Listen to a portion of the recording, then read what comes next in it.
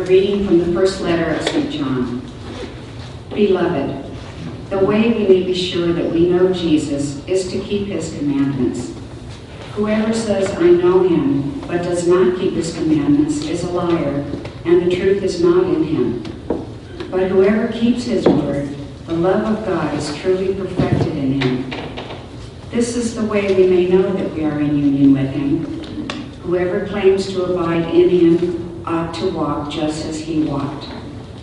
Beloved, I am writing no new commandment to you, but an old commandment that you had from the beginning. The old commandment is the word that you have heard. And yet I do write a new commandment to you, which holds true in him and among you, for the darkness is passing away, and the true light is already shining. Whoever says he is in the light, yet hates his brother, is still in the darkness. Whoever loves his brother remains in the light, and there is nothing in him to cause a fall. Whoever hates his brother is in darkness. He walks in darkness, and does not know where he is going, because the darkness has blinded his eyes. The word of the Lord. Thanks be God. Let the heavens be glad and the earth rejoice. Let the heavens be glad and the earth rejoice. Sing to the Lord a new song. Sing to the Lord, all you lands. Sing to the Lord, bless his name. Let the heavens be glad and the earth rejoice. Announce his salvation day after day. Tell his glory among the nations, among all peoples his wondrous deeds.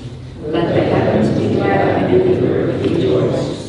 The Lord made the heavens, splendor and majesty go before him. Praise and grandeur are in his sanctuary. Let the heavens be glad and the earth rejoice. Alleluia, alleluia. Alleluia, alleluia. A light of revelation to the Gentiles and glory for your people, Israel. Alleluia, alleluia. Alleluia.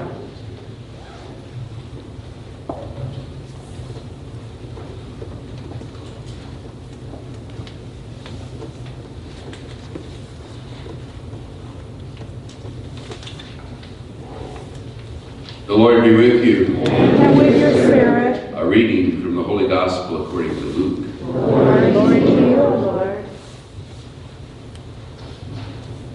When the days were completed for their purification, according to the law of Moses, the parents of Jesus took him up to Jerusalem to present him to the Lord, just as it is written in the law of the Lord. Every male that opens the womb shall be consecrated to the Lord, and to offer the sacrifice of a pair of turtle doves or 2 pigeons, in accordance with the dictate in the law of the Lord. Now there was a man in Jerusalem whose name was Simeon.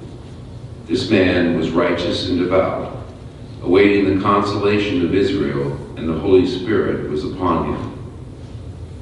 It had been revealed to him by the Holy Spirit that he should not see death before he had seen the Christ the Lord. He came in the Spirit into the temple, and when the parents brought in the child Jesus to perform the custom of the law in regard to him, he took him into his arms and blessed God, saying, Lord, now let your servant go in peace. Your word has been fulfilled. My own eyes have seen the salvation which you prepared in the sight of every people, a light to reveal you to the nations, and the glory of your people Israel. The child's father and mother were amazed at what was said about him.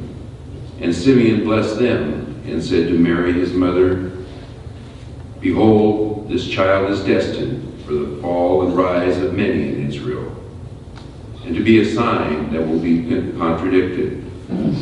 And you yourself, a sword will pierce, so that the thoughts of many hearts may be revealed. The Gospel of the Lord. Praise to you, Lord Jesus Christ. Good morning. Good morning, Father.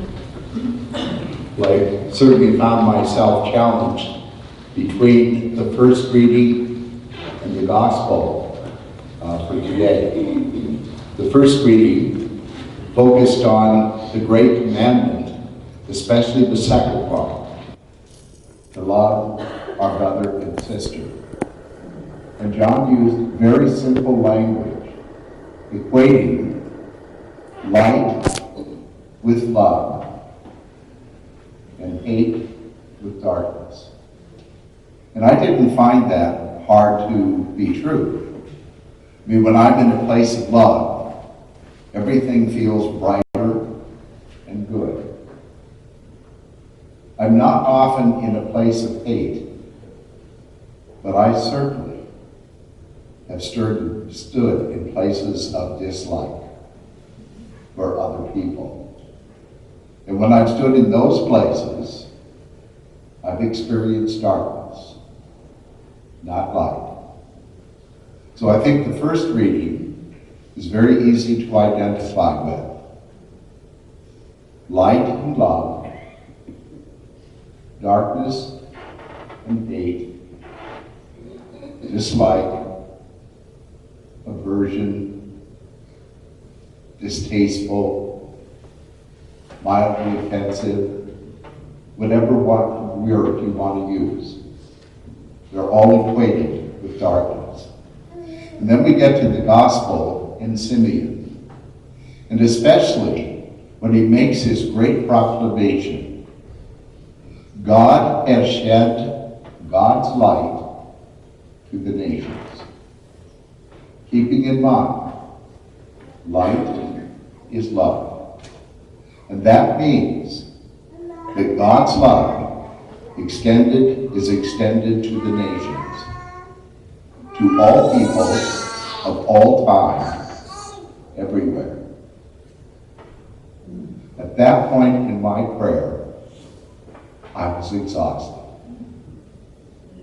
I was exhausted because that says to me, I have no right to withhold my love from anyone for whatever reason.